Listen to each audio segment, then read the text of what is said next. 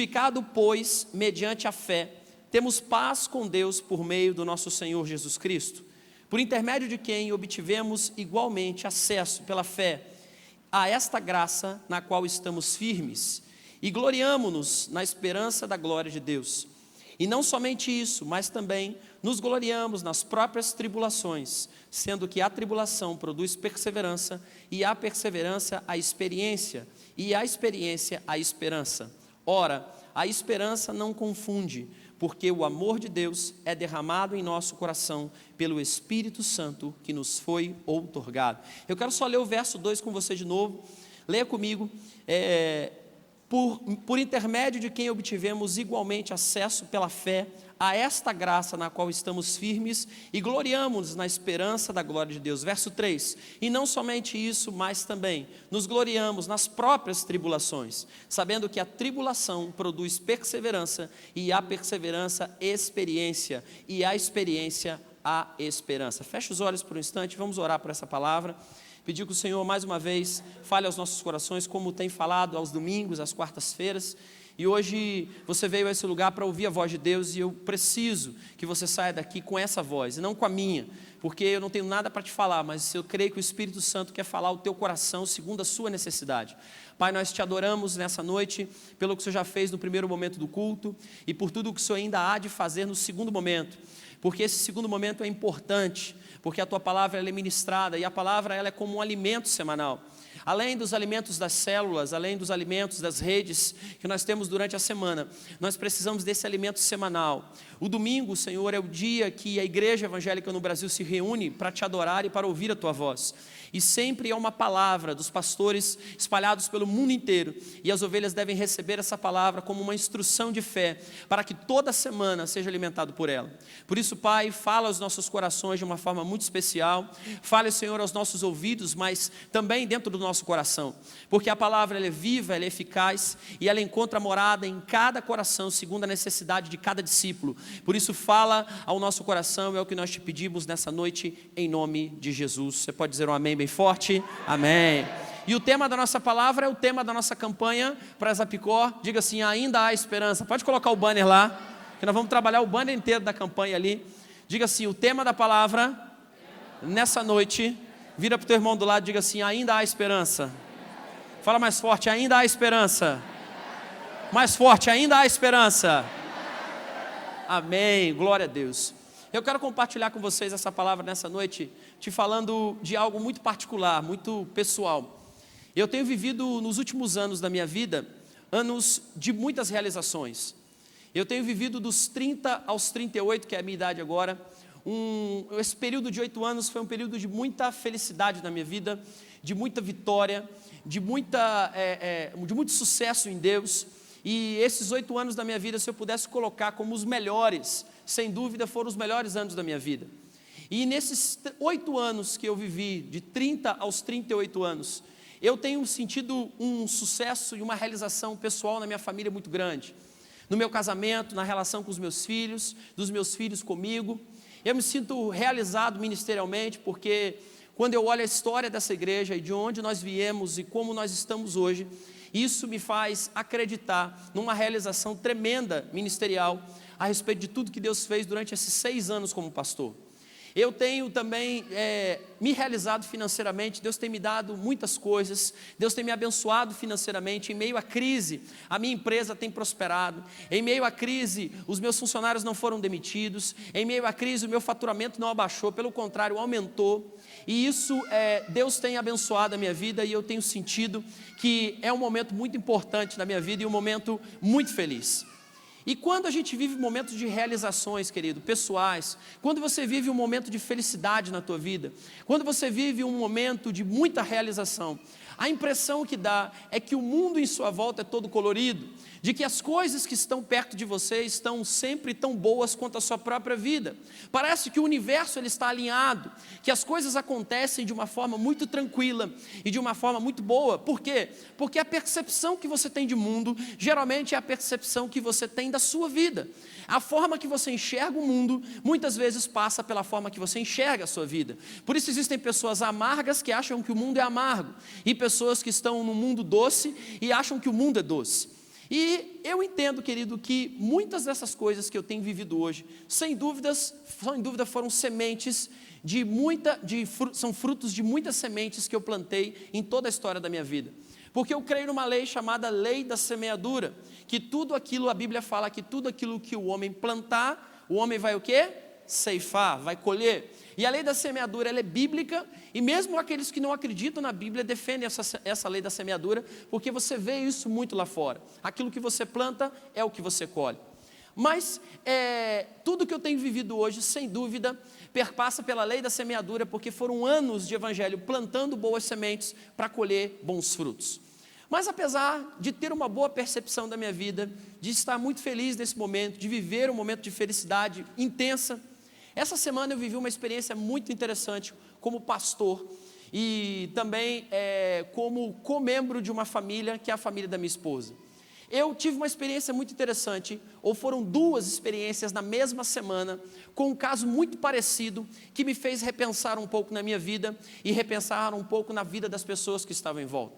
E eu me ative com duas famílias essa semana, com problemas muito parecidos e vivendo angústias muito de tribulação intensa. Eu me deparei essa semana com duas famílias que eu fui orar por elas, estar com elas, e eu percebi o nível de angústia e de tribulação que essas famílias passavam. Uma família é de um discípulo da igreja que eu pude visitar essa semana, uma criança de 7 anos de idade, a qual tinha uma suspeita de um câncer maligno. E nós fomos orar na casa dessa criança, na casa dos pais que estão vindo para a igreja. E nós oramos por essa criança, ungimos essa criança como a Bíblia fala que nós devemos ungir. E depois saímos dali com uma sensação que Deus poderia fazer um milagre e ao mesmo tempo uma situação muito difícil, porque você olhar para uma família onde os pais têm um filho de 7 anos que pode ter um câncer gravíssimo, um câncer ósseo, e que podia destruir a vida daquela família, me fez repensar. E também na família da pastora, essa semana nós também vivemos uma situação muito complicada. O pai dela também ia passar por uma cirurgia na mesma semana desse menino. E o veredito que a família poderia esperar ou não era também de um câncer maligno. Quer dizer, o meu sogro iria operar e o resultado, conforme os médicos já estavam suspeitando, poderia ser de um tumor maligno nas cordas vocais. E uma das coisas que eu percebi durante essa experiência, nessa semana, 2 pancadas assim, logo para começar a semana, para a gente poder estar intercedendo e orando. E uma das coisas que eu percebi nessas 2 famílias, além da angústia, foi que dentro delas havia um senso de esperança. O que eu pude perceber é que, apesar de toda essa tribulação que as 2 famílias viviam, elas tinham dentro de si um senso de esperança. Tinham a esperança de que os médicos iriam dar boas notícias depois da cirurgia. Tinham esperança que a biópsia, quando saísse, seria uma biópsia positiva, quer dizer, de um câncer, de um tumor benigno e não de um tumor maligno. As famílias estavam esperançosas, apesar de muito apreensivas a respeito do resultado daquelas 2 cirurgias. E eu pude acompanhar, querido, o desfecho dessas 2 histórias, e é aquele desfecho mesmo, né, Érica? E a Érica, eu só acompanhei o desfecho final dessa história, mas o que eu fiquei sabendo é que o garoto que foi operado, para a glória de Deus, o tumor dele era benigno e a esperança da família se concretizou. Você pode dar uma glória a Deus por isso? Pode aplaudir o Senhor? E quando eu e a pastora saímos de lá, eu confesso que é muito triste você ver uma criança de 7 anos com uma possibilidade de ter um tumor maligno e ainda poder perder o pé se fizesse a cirurgia. E graças a Deus nós recebemos a notícia essa semana de que esse tumor era benigno e graças a Deus a criança está bem. Agora, já o meu sogro, eu acompanhei a cirurgia junto com a pastora, nós chegamos no Rio cedo, fomos para lá com a família. E já o meu sogro, infelizmente, a notícia não foi uma notícia favorável aos olhos humanos. O médico realmente fez a cirurgia, retirou uma parte do tumor e constatou, através de biópsia na hora da cirurgia, que era um câncer maligno de cordas vocais. E imagine como ficou a família, naquele primeiro momento, quando recebe essa notícia de que um homem de Deus como o pastor Márcio, e eu não sei se você conhece ele aqui, mas é um homem de Deus, um homem de caráter, um homem que está há mais de 32 anos servindo a Deus no Evangelho, pregando a palavra, E como a família recebeu essa notícia? Eu estava lá, a minha sogra passou mal, foi uma situação muito difícil, muito complicada, os filhos tentando não contar para ele, e eu dizendo, olha, vocês precisam falar a verdade precisa ser dita, independente de qualquer coisa.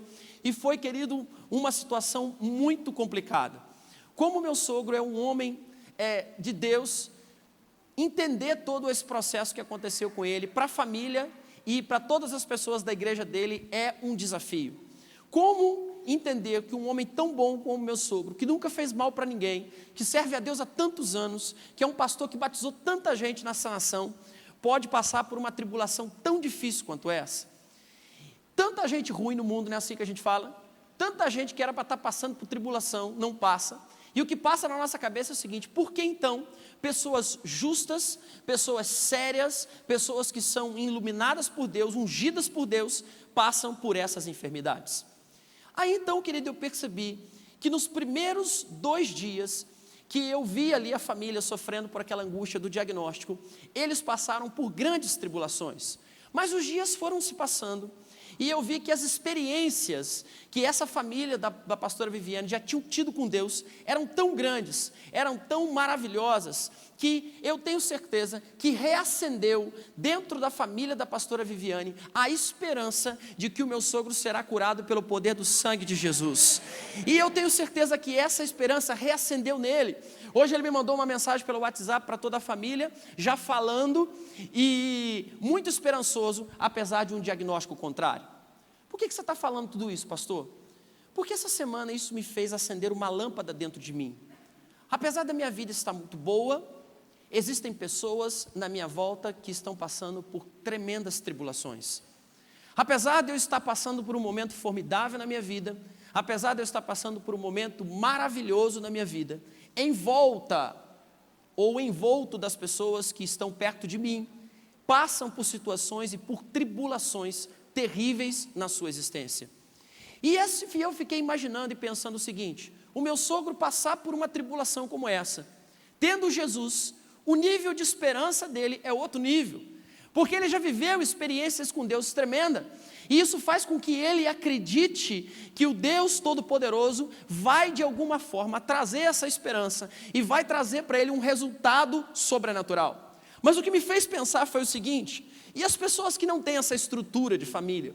E essas pessoas que, como meu sogro, ou diferente do meu sogro, não têm estrutura espiritual, não têm vivência com Deus, não têm experiência com Deus, como então essas pessoas que estão passando por diversos problemas aí fora, estão se comportando diante da tribulação, estão se comportando diante dos ataques, estão se comportando diante das notícias ruins que recebem no seu dia a dia? E querido, quantos casamentos você conhece sem esperança?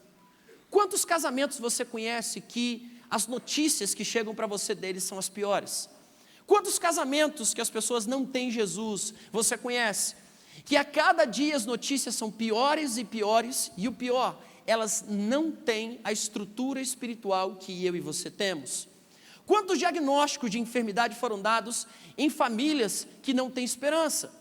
Só naquele dia do hospital, eu vi pessoas comentando pelos corredores: olha, o meu primo está com câncer com 28 anos, olha, a minha sobrinha está com 30 anos e está com câncer de pâncreas. E eu fiquei imaginando aquilo tudo e pensando, quais são as pessoas levantadas para trazer a esperança para elas? Como as famílias iriam então perceber essas tribulações e perceber essas notícias, sendo que elas não têm o Deus verdadeiro que eu e você temos? Como essas pessoas andarão na tribulação, enfrentarão a tribulação, se elas não têm o Deus que você serve? E isso me continuou remoendo dentro do meu coração, e eu fiquei pensando, nesse clima econômico que o país vive, quantas pessoas já estão sem esperança? Eu vejo os crentes dessa igreja demitidos, meu irmão, dão glória a Deus e falam assim, oportunidade, porque crise é igual a oportunidade, lembra disso? E alguns estão tomando essa crise como oportunidade e estão crescendo. Mas eu fico pensando no trabalhador que trabalhou com você dentro da sua empresa, ou que trabalha lá e foi demitido a semana passada. Aonde ele vai se agarrar em esperança? Qual é a esperança dele se ele não serve o Deus que você serve? E aí então, o Senhor nessa palavra me fez refletir e entrar numa crise espiritual, no bom sentido, quer dizer, me fez refletir a respeito de quem eu sou no mundo espiritual, portador de esperança, portador de boas novas, portador de boas notícias. E eu fiquei pensando o seguinte: como levar a esperança a essas pessoas? O pastor Jonathan, antes de falar para o culto, antes de entrar no culto, falou comigo que é o seguinte: só nesse final de semana agora, vários jovens baleados em guerras de facções dentro de Resende. Isso tudo para fomentar, para que na Exapicor aconteça mais mortes. E eu fiquei pensando, como levar a esperança para essas famílias que perderam seus filhos nesse final de semana? Como levar a esperança para as famílias que têm filhos completamente tribulados e estão com medo do que essa Exapicor pode proporcionar para a vida dessa família? Quantas famílias perderam filhos? Quantos pais perderam filhos na Exapicor, no carnaval ou em qualquer outra festa festiva, qualquer área festiva de Resende, que passou por tribulações terríveis? E aí eu pergunto, quem pode levar a esperança para essas pessoas? Ou como dar a esperança para essas pessoas? E aí, querido, eu fiquei pensando, como dar uma esperança para que elas possam mudar as suas vidas? Será que se eu orar por elas, será que se eu impor as mãos sobre elas, isso será devolvida a esperança? Será que se eu e o pastor Jonathan formos às casas dessas mulheres que perderam seus filhos no final de semana e simplesmente colocarmos as mãos sobre a cabeça delas, elas vão voltar à sua esperança como algo mágico, como algo normal, como algo instantâneo, como se faz um Nissimi hoje em 3 minutos? Eu faço uma oração por uma mulher que acabou de perder o seu filho e automaticamente nasce a esperança? Você acha, querido, que só uma oração, você pode orar por um enfermo que está há anos passando por aquela enfermidade e já tem um diagnóstico de morte, e você ora por ele e simplesmente nada acontece de um milagre para aquela doença e simplesmente a sua oração vai gerar esperança? Será que nessa noite, pessoas que entraram aqui sem esperança podem sair esperançosas apenas com uma oração? E às vezes a gente vem em igrejas, ora pelas pessoas, impõe as mãos sobre as pessoas e acha que apenas uma única oração pode trazer na vida do outro a esperança que ele necessita. Olha para mim, a oração é uma ferramenta imprescindível para qualquer crente. Sem oração não existe milagre. Mas o entendimento, olhe para mim, é a maior arma para qualquer processo de tribulação. O entendimento, ela é a arma que destrói qualquer tipo de tribulação. Porque o que a gente mais procura na hora da luta, porque o que a gente mais procura no momento de tribulação é entender o que está acontecendo. Quando você recebe uma notícia ruim, quando você recebe uma sentença de morte, quando você recebe a notícia de que alguém da sua família morreu, a primeira coisa que você tem na sua cabeça quando a ficha cai é entender o porquê você está passando por isso, é entender por que as coisas aconteceram dessa forma. Então, querido, não é simples uma simples oração ou uma simples busca de poder sobre a vida daquela pessoa que vai fazer com que ela ative a esperança dentro dela. Mas sim, quando ela tem o entendimento do que significa esperança, quando ela tem o entendimento do que é estar esperançoso, do que ela tem o entendimento de que ainda há esperança sobre a vida dela. E o que nós precisamos fazer com as pessoas e conosco, é entender por que a esperança deve estar dentro de nós. Nós devemos entender a esperança e trazer à existência a esperança na minha vida, na sua vida e na vida das pessoas que não têm Jesus e que não têm esperança. Se então, através do entendimento, eu busco a esperança, então se a esperança só é possível através do entendimento, vamos pensar comigo, raciocínio. Se a esperança só vem através quando eu entendo ela, tenho o entendimento dela, quantos aqui querem ter esperança? Levanta a mão e dê um glória a Deus aqui. Agora eu quero reformular essa pergunta. Quantos aqui querem passar por tribulações e lutas? Dê um glória a Deus. Então eu vou perguntar de novo. Para a gente ter um entendimento de esperança e poder explicar para as pessoas o que é esperança. Quantos aqui querem esperança para as suas vidas? Dê um glória a Deus bem forte. Agora quantos aqui querem passar por muita tribulação? Dê um glória a Deus. Está diminuindo. Agora deixa eu ensinar uma coisa para você.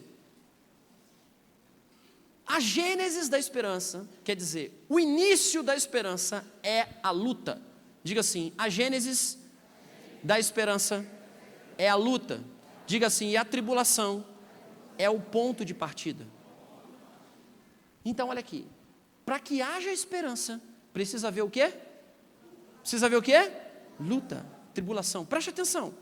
Todos os homens da Bíblia que escreveram sobre esperança estavam em momentos de luta. Por que você está dizendo isso, pastor? Claro, eu não falei para vocês que a minha vida está boa agora? Sim ou não? Sim, eu não estou esperando nada, sabia? Porque está tudo bem. Agora, a Bíblia diz que todos os homens que escreveram sobre esperança estavam passando por momentos de luta terrível. Quer ver um exemplo? Jó escreve sobre esperança e estava num momento fácil da vida dele ou um momento difícil? Fácil ou difícil? Difícil demais. Jeremias, quando escreve sobre esperança, estava num momento de luta terrível. E Paulo, que é considerado o autor da esperança, quer dizer, aquele que mais escreveu sobre o tema, passava a luta o tempo inteiro. Olha para mim, o texto que você leu, e se você leu a carta de Romanos inteiro, se você leu outras cartas de Paulo, Paulo sempre fala de esperança. É uma das palavras que ele mais usa na sua carta. E se tem alguém com autoridade sobre esperança, que sabe falar o que é esperança, entender o processo da esperança e trazer a esperança para as pessoas, é o apóstolo Paulo. E você acha que Paulo sofria pouca ou muita tribulação? Muito ou pouco? Pouca. Muito ou pouco? Muito. Ah, melhorou. Aqui, o texto de Romanos fala sobre o processo da formação da esperança. Olha aqui, se para que haja esperança na minha vida, ou se para que eu possa trazer esperança para outra pessoa, eu preciso entender o que é esperança, porque a esperança não vem através de uma oração, mas vem através do entendimento. E o texto de Romanos, capítulo 5, que nós lemos, fala sobre o processo da formação da esperança, quer dizer, o processo de entendimento do que é esperança. E Paulo, para te mostrar o que é esperança, para você entender o que é esperança, para Paulo falar para os romanos o que era esperança, ele então faz um escrito trazendo à existência o processo da formação da esperança, do início começando com tribulação e do fim terminando com a esperança. E o texto diz o seguinte: e também nos gloriamos nas próprias tribulações, sabendo que a tribulação produz perseverança, e a perseverança a experiência, e a experiência a esperança. Paulo diz o seguinte, que o caminho até a esperança, digamos que a esperança é a bateria, para eu chegar até a esperança, primeiro eu preciso estar tribulado, e aí então eu vou gerando passos até que eu chegue ao meu rumo final e entenda o processo de esperança. Talvez você possa estar entendendo assim, então qualquer pessoa que passa por tribulação tem esperança?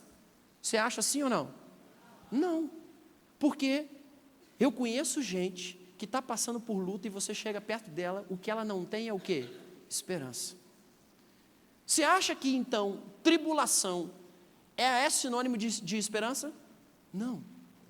Luta não tem como consequência automática a esperança.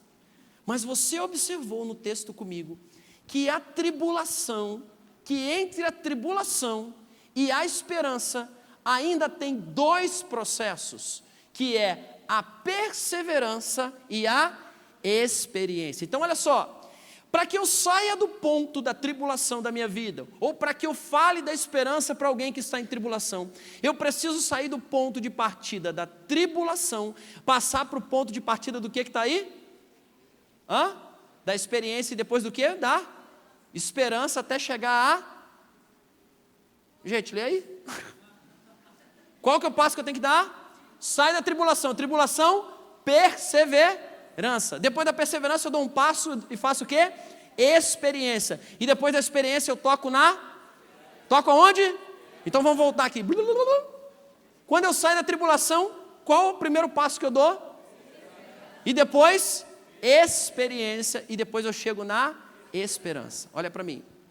Jamais alguém que está tribulado, Jamais alguém que está passando por algum tipo de problema na vida pode pular da tribulação para a esperança. Há um processo na formação da esperança. A esperança é o ponto final e a tribulação é o ponto de partida. Só que entre o ponto de partida e o ponto final, existem passos de entendimento para alcançar a esperança. Para que você entenda como alcançar a esperança, para que você entenda se ainda há esperança para você, para que você entenda para passar essa experiência para as pessoas que não têm esperança, você precisa entender o processo da formação para que você então pregue sobre ela. Olha que interessante. Paulo quer dizer nesse texto o seguinte: que até a esperança, nós precisamos passar pela perseverança e pela experiência. Diga assim: até a esperança, eu preciso passar pela perseverança e pela experiência. Qual que é o primeiro ponto mesmo? Segundo ponto? Perseverança. Diga assim: não há esperança sem perseverança. Muita gente entende esse texto que perseverar é permanecer na luta firme. Olha aqui para mim. Muita gente acha que perseverar é permanecer na luta firme. Mas perseverar é algo muito maior do que isso. Você sabe o que é perseverar? É criar calo na luta. O que é criar calo na luta, pastor? É criar marcas na luta que você está passando. Se você está passando por um momento de tribulação na sua vida, e essa tribulação ainda não gerou marcas, não gerou trauma, não gerou calo espiritual, você pode ter certeza que você não vai chegar até a esperança. Olha para mim, o calo na mão de um trabalhador é o primeiro momento que ele vê que ele já está apto para o trabalho. Agora, quem aqui já teve calo na mão? Levanta a mão. Já teve? Quando você pegou uma ferramenta, os meninos têm, pastor Jonathan, aqui os jovens têm calo na mão? Tem? De colher, né? Então, quando você tem um calo na mão, quando você pega a ferramenta pela primeira vez, a sua mão estava como? Lisinho, igual de um bebê. E aí você começa a pegar uma marreta, ou então pega uma roça, uma foice, e começa a dar no mato com a foice, começa a capinar. Eita, agora precisa ver gente capinando aqui, capinando. Depois de 1 dia, 2 dias, 3 dias, o que acontece com a sua mãozinha lisinha? O que acontece com ela? Primeiro não, bolha. Depois da bolha, a bolha estoura. Depois que a bolha estoura, o que você sente?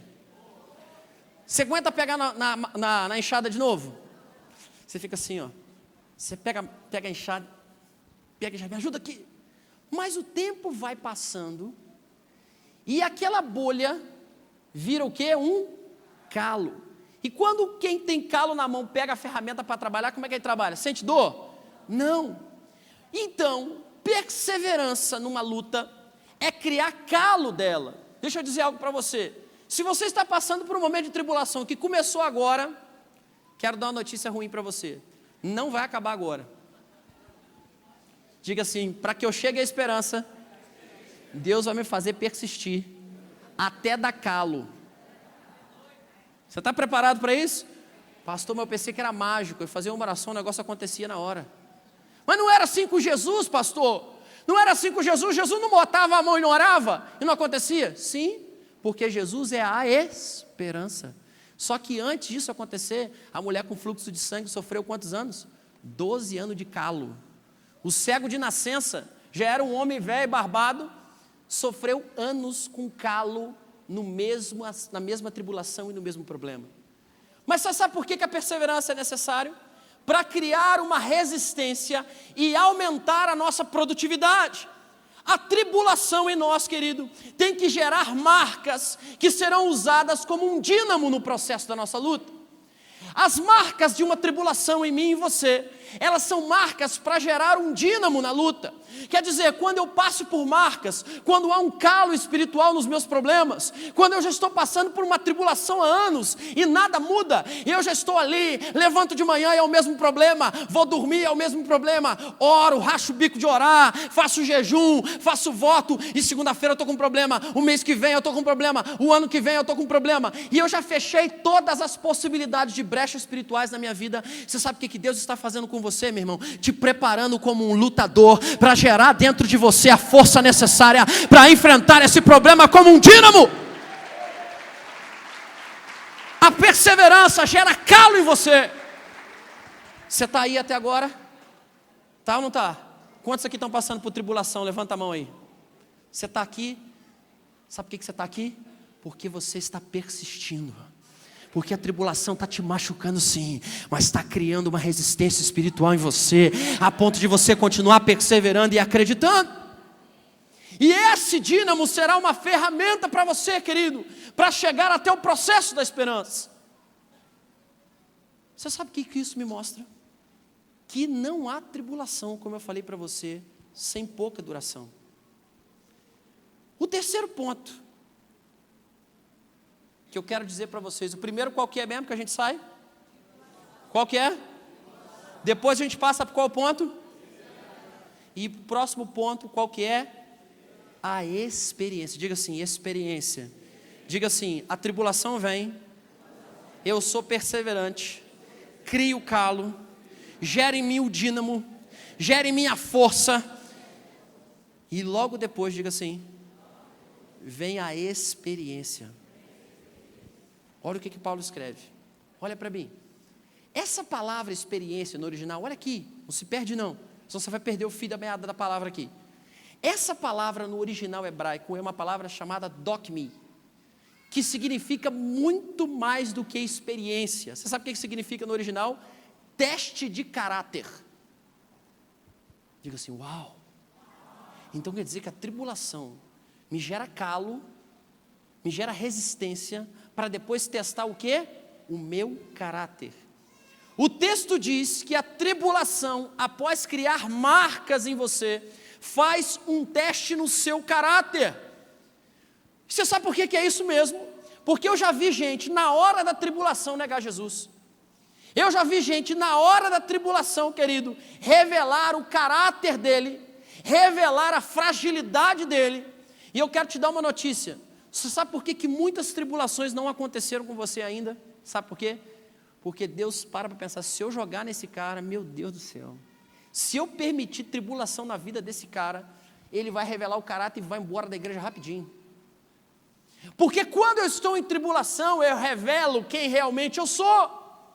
Porque quando eu estou num culto como esse, está tudo bem, o ar-condicionado está funcionando, eu estou levantando a mão e estou dando glória a Deus, amanhã eu vou chegar em casa, está tudo certo, está tudo no mesmo lugar, as coisas estão como devem ser, querido, isso não revela o meu caráter. Mas quando há tribulação, quando há angústia, quando eu tenho calo nas mãos, quando eu sou confrontado, isso gera resistência, o dínamo no processo da esperança, aí então eu revelo o meu caráter. Você quer ver?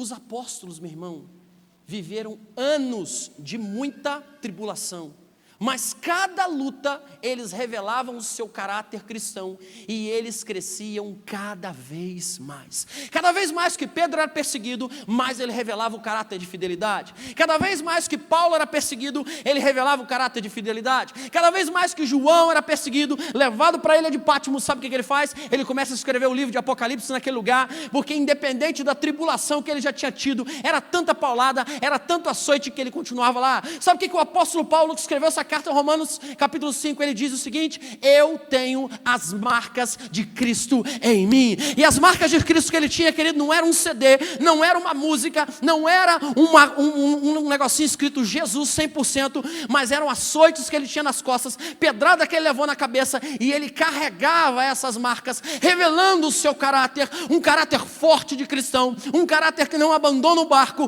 um caráter firme. A tribulação na sua vida hoje revela quem você é em Cristo Jesus. Sabia? Pastor, o negócio está feio então para mim, hein? E quando o bicho pega, eu E eu já vi gente, meu irmão, que quando o bicho pega, a primeira coisa que ele faz é agarrar o diabo. Já que você está botando tribulação, meu diabo, vem dançar comigo. Olha só, meu irmão. Não foi assim com Jó? Deus permitiu o diabo testar o caráter dele. Todo mundo falava naquela terra que Jó era o quê? Um homem justo. Aí o diabo falou assim, ele é justo? Então deixa eu tribular ele. Deus falou assim, fica à vontade. Tribula para você ver. Jó, meu irmão, chorou, chateou, murmurou, falou um monte de coisa. O livro de Jó, meu irmão, é lotado de lamentação dele, de chororô para lá e para cá, e falou, mas até o final da vida dele, o caráter dele foi revelado, e ele dizia, o meu Redentor vive, nu eu saí do ventre da minha mãe, nu eu vou voltar, e ele sempre em meio às tribulações, revelando quem era o caráter. E este teste de caráter, meu irmão, gera em nós um molde. Quer dizer, quando somos testados em quem nós somos de verdade, isso gera um molde no nosso caráter, produz crescimento, produz maturidade, produz força. Por isso o compilador traduziu como experiência. Por quê? Quando eu revelo o meu caráter numa tribulação, Deus está moldando quem eu sou. Quando eu revelo o meu caráter numa tribulação, Deus está moldando a minha essência. Deus está moldando a minha personalidade. Deus está moldando o meu caráter. Por isso o compilador colocou essa palavra como experiência. Quer dizer, quando eu moldo o meu caráter, quando eu revelo o meu caráter, eu crio experiência. Olha para mim. Você sabe por que rapidinho, 3 dias depois, na família do meu sogro, eles já ficaram com esperança de novo? Sabe por quê? Porque foram 30 anos de ministério levando lambada. 30 anos de ministério com calo nas mãos. 30 anos de ministério moldando caráter. 30 anos de ministério gerando no coração deles testes no seu caráter. E quando eles passam por uma tribulação severa como essa, eles conseguem enxergar a esperança, porque por diversas vezes já passaram por esse processo. Sabe o que eu aprendo com isso, meu irmão?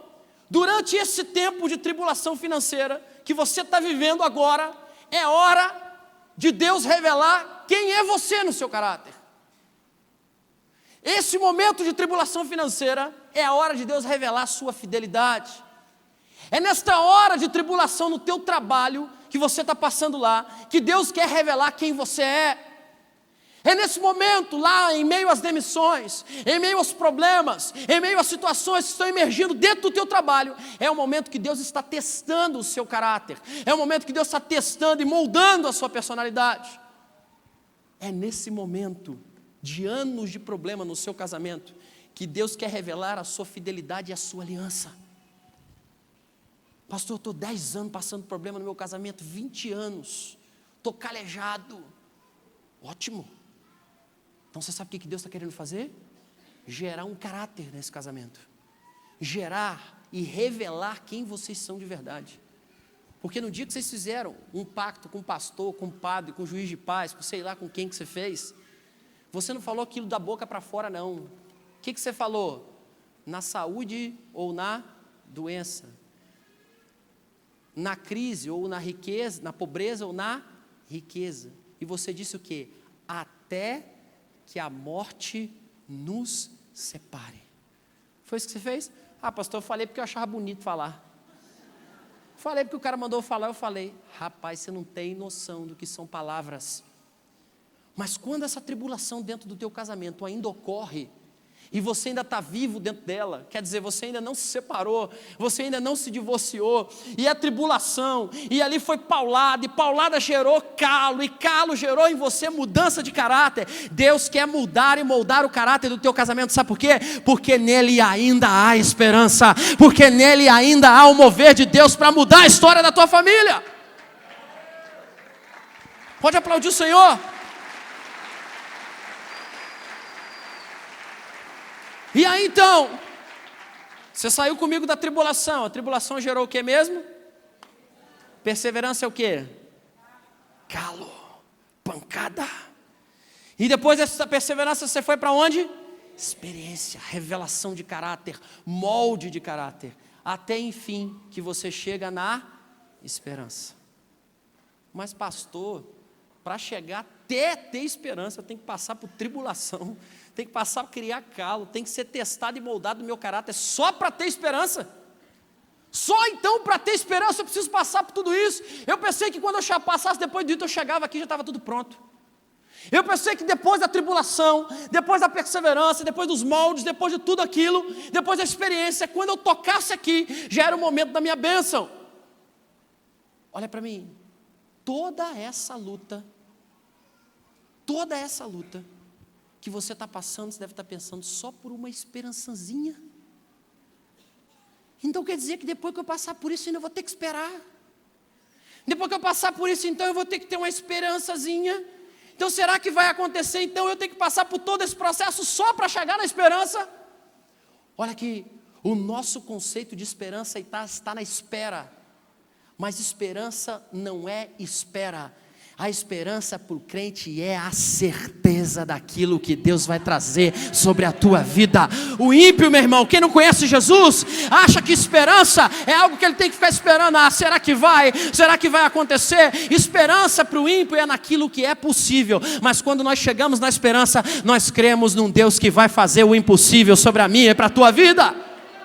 Sabe o que é esperança, meu irmão? Você sabe o que é quando você chega até aqui? Esperança é desenvolver o seu destino. Pastor, o que é isso? Abra comigo em Jeremias capítulo 29, verso 11, você vai entender. Pastor, então quando eu chego aqui, gostei do aleluia, criança ali, aleluia. Quando eu chego na esperança, é simplesmente esperar, pastor? Não, esperança é desenvolver destino. Jeremias capítulo 29, verso 11.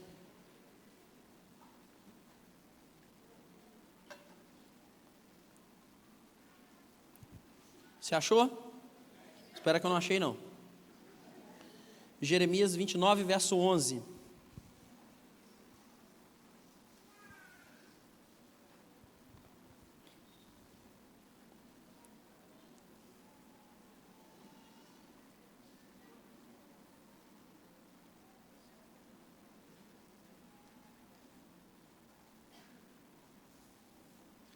Eu quero uma versão aqui. Deixa eu procurar uma versão.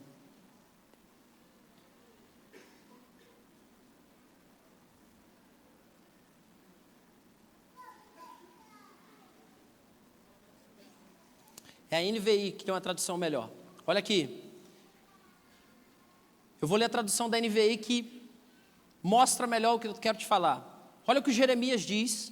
Um homem que passava por tribulação, um homem que tinha calo, um homem que tinha experiência de moldar o seu caráter e de revelar o seu caráter. Quando ele chega diante da esperança, olha o que ele escreve. Porque sou eu que conheço os planos que tenho para vocês, diz o Senhor. Planos de fazê-los prosperar e não de lhe causar danos. Planos de dar-lhes esperança para um futuro.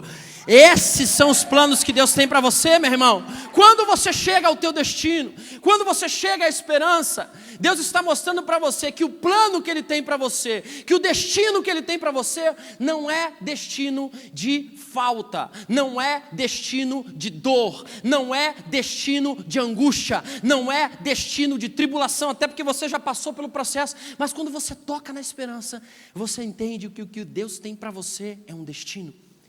Ter esperança é ter a certeza do que você está passando, não passa do destino que Deus tem para você. Paulo, quando escreveu esse texto, ele queria expressar o seguinte, preste atenção. Apesar das tribulações, das perseguições, dos processos, das calúnias, dos açoites nas costas, de ter dado como morto mais de uma vez, apesar de tudo isso, Paulo estava dizendo, Deus está me fazendo ficar mais calejado, mais experiente, mesmo diante da tribulação, mesmo diante da angústia. Sabe o que Paulo estava dizendo? porque esse é um teste para moldar o meu caráter. Sabe o que Paulo estava dizendo? Mesmo diante do molde de caráter, mesmo diante dos calos, você sabe quando ele fala sobre esperança, o que ele está querendo dizer? O meu destino é estar com Cristo para sempre, e o que Ele tem guardado para mim, o destino que Ele escreveu para mim, ninguém pode tirar, independente do que você faça, independente do caminho que você tome, até errado, Deus através da esperança corrige o teu destino profético. E o teu destino profético, querido, é um destino sem tribulação, é um destino onde você vai alcançar o que você quer, é um destino onde você vai chegar aonde você almeja. E a esperança, querido, para Paulo era o destino dele. A esperança para Paulo era saber qual era o destino. E quando você pergunta para Paulo assim, qual é o teu destino, o que ele fala? Morrer para mim é, viver para mim é Cristo, e morrer é lucro. Você sabe o que eu ouvi uma vez essa semana? Que paz é muito mais do que ausência de problema. Paz é filosofia de vida. Eu posso estar passando por tribulação, eu posso estar passando por problema, eu posso estar passando por qualquer situação. Se eu tenho a paz como filosofia de vida, eu entendo a esperança. Eu entendo que a esperança nada mais é que o meu destino profético, é aquilo que eu tenho que passar. Tudo o que você passa de ruim, preste atenção, é para te aprovar a um destino. A esperança é entender o seu destino, é ter a certeza de que tudo o que acontece na tua vida tem um propósito. Pastor, mas até os erros que eu fiz? Sim, porque os erros que você fez, você aprende com eles, muda suas trajetórias e passa por todo esse processo até chegar na esperança. Eu creio, querido, que este momento que o Brasil vive tem um propósito. Quem crê nisso? Dê um amém bem forte aí. E a minha esperança é entender que isso faz parte do destino do nosso país. Sabia? Pastor, mas nós saímos da tribulação, ainda tem calo ainda? Tem. Pastor, mas vão me arrebentar mais ainda, Dilma vai me arrebentar? Vai. A gasolina vai subir? Vai. O dólar vai subir? Vai subir mais. Pastor, vai subir o desemprego? Vai. Vai ficar pior? Vai. Mas para que tudo isso? Para que quando você chegue à esperança, você entenda por que aconteceu esse destino. Eu creio que o seu casamento está tribulado, porque Deus tem um propósito e um destino para ele. E cabe a você ter a esperança e entender que isso faz parte desse destino. Eu creio que a enfermidade do meu sogro tem um propósito. E quando ele chegar lá na esperança, ele vai entender qual é o destino. E cabe aos enfermos, através da esperança, entender o destino, entender quais são os desígnios de Deus, entender qual é o caminho que Deus traça para mim e para você. A Bíblia diz que toda a nossa trajetória, todos os nossos dias já estavam escritos antes mesmo de nós estarmos dentro do ventre da nossa mãe. Tudo o que iria acontecer com você, de bom ou de ruim, todas as situações que você realmente escolheu através de maldições voluntárias, através de problemas, tudo o que você passou pela tua vida estava dentro de um projeto de esperança de Deus para você. E sabe qual é o projeto de esperança de Deus para você? Ele quer te colocar nessa terra, para que você saia daqui salvo, levando o maior número de pessoas junto com você, pregando o evangelho, levando essa esperança às pessoas. É isso que Deus tem para você. E as pessoas que não têm Jesus então? O processo da esperança é o mesmo? O que você acha? Sim ou não? Claro que não. Nós temos que dizer para elas que as lutas que elas têm passado é para gerar perseverança. E a perseverança vai gerar experiência para que elas entendam qual é o seu destino.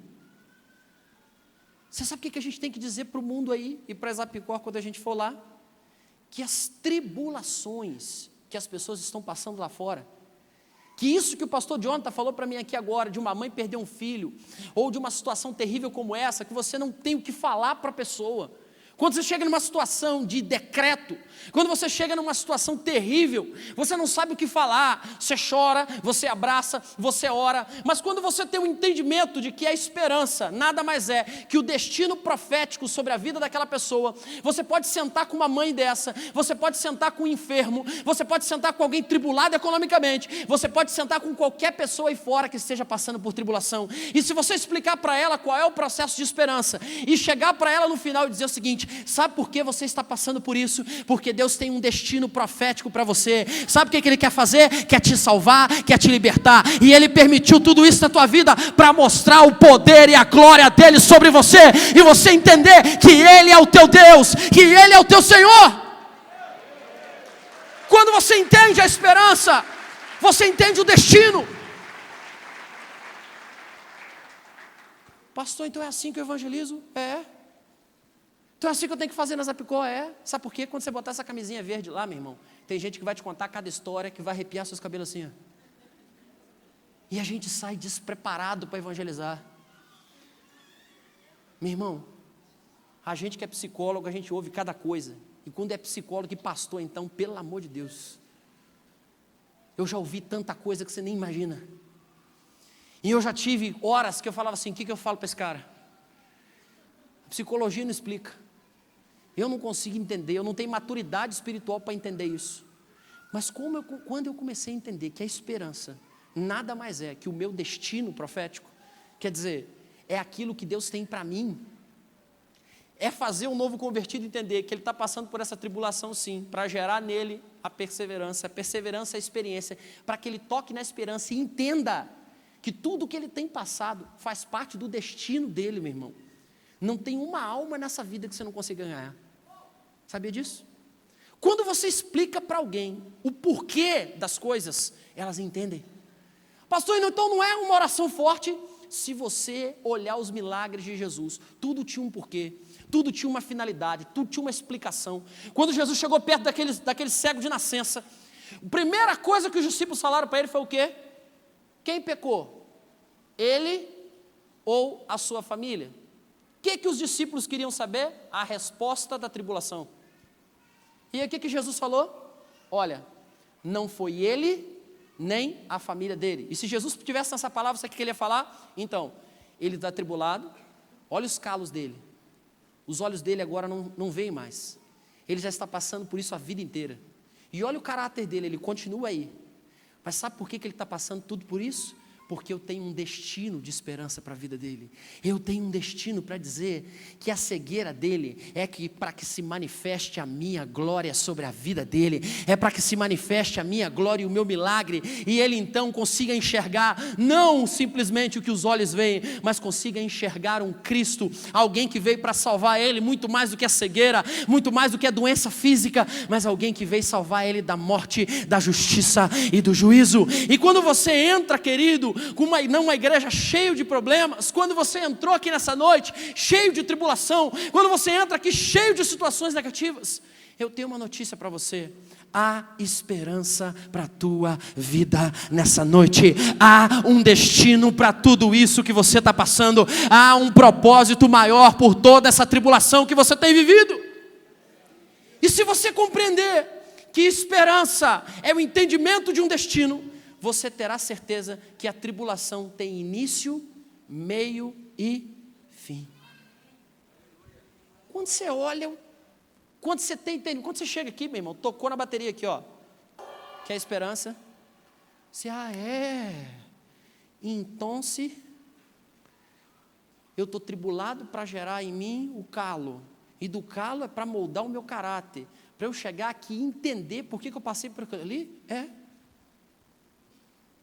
Talvez você veja aqui nessa noite e está assim, por quê? Ah, Deus, por quê? Ah, Deus, por quê? Ah, Deus, por quê? Não é assim que a gente ora? Ah, Deus, por quê?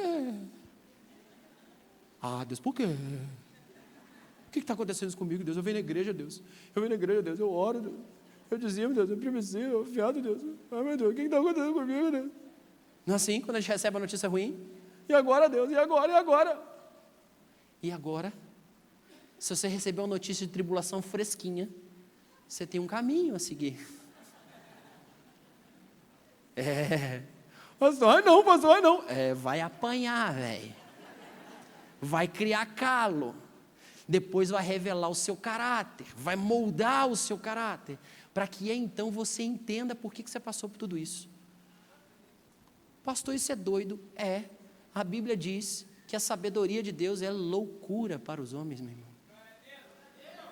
Tudo que você passa na sua vida, tudo que você tem vivido hoje, nada mais é que um destino profético que você tem se você chegar até a esperança. Olha para mim, já estou terminando, né? Zapicó. Nesse projeto, o pastor Júnior, quarta-feira, ficou sem graça com esse ar, sabia? Na Exapicó, nesse projeto evangelístico, como eu falei para você, nós vamos encontrar gente de tudo enquanto é tipo. Vai ou não vai? Tudo quanto é tipo. O que você vai dizer para elas? Vem cá que eu vou fazer uma oração forte, porque agora, né? Eita. Deus está me revelando agora, Xaramanaia.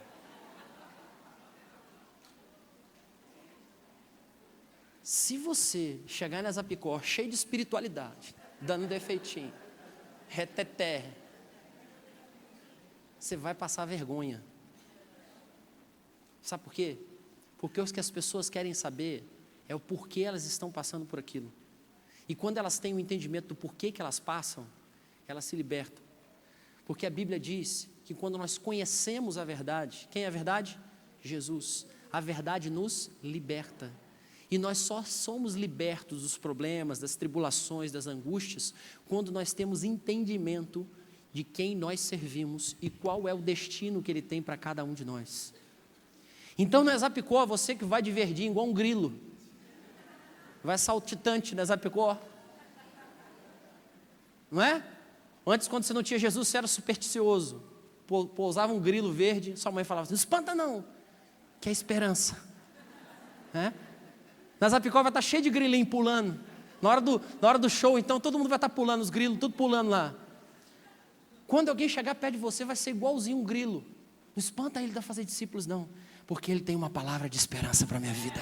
Ele tem uma palavra de esperança para o meu casamento. Ele tem uma palavra de esperança em meio à crise. Ele tem uma palavra de esperança em meio à minha enfermidade. Ele vai conseguir me ajudar a entender qual é o destino profético que Deus tem na minha vida. Ele vai conseguir me ajudar a entender que tudo que eu estou passando hoje é para que se manifeste o poder de Deus sobre a minha vida. E eu entenda desse evangelho restaurador, desse evangelho que liberta, desse evangelho que transforma, desse evangelho que é poderoso. E esse evangelho que transformou a minha e a tua vida.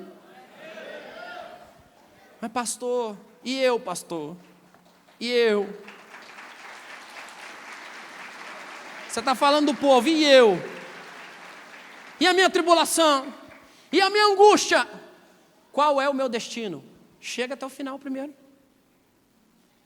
Já chegou? É pastor, estou no segundo passo aqui, viu? Calo até tem, mas na hora que apertou, eu revelei quem eu sou de verdade. Pastor, fui mandado embora, pastor. Você não sabe, 30 anos naquela empresa. Calo, ó, muito calo. Estou desempregado agora. Cheguei aqui, pastor. Revelei meu caráter. Recebi meu FGTS. Não dizimei, não primiciei, não ofertei. Filho, vai voltar no primeiro degrau de novo. Pastor, cheguei até aqui, pastor. Casamento, marca, 10 anos casado, pastor, fiel, viu? Fiel que a mulher, fiel aquele homem. Cheguei até aqui, pastor, 10 anos, eu não aguento, pastor, não aguento. Tive que trair, vai voltar. Enquanto você não entender que a tribulação vai gerar em você os calos necessários para moldar o teu caráter e você permanecer firme nesse caráter, para que você chegue até o teu destino, nada na tua vida vai mudar. Mas Deus te trouxe essa noite para te dizer que tudo o que você tem passado na tua vida hoje já estava escrito como um destino de aprendizado e de transformação na tua vida, de transformação em todas as áreas que envolvem o teu caráter, a tua vida, a tua personalidade, a tua história. Eu sei que eu e você, muitas pessoas que entraram aqui hoje cheia de problema, quando eu falei que levanta a mão quem está atribulado, aí um monte de gente levantou a mão. Eu sei que você está passando por coisa ruim, eu sei que você veio para esse culto para eu te dar a fórmula mágica, a oração forte, às 7 quinta-feira do poder, sei lá o que você está buscando, domingo da ressurreição, eu não sei o que você está buscando, mas o que eu quero te falar é que para você chegar até lá, meu irmão, tem um caminho a perseguir, e se você não entender qual é esse caminho, você fica no meio dele, mas Deus nessa noite está fazendo você avançar, para que a esperança chegue para a tua vida, e você entenda do destino que Deus tem para você.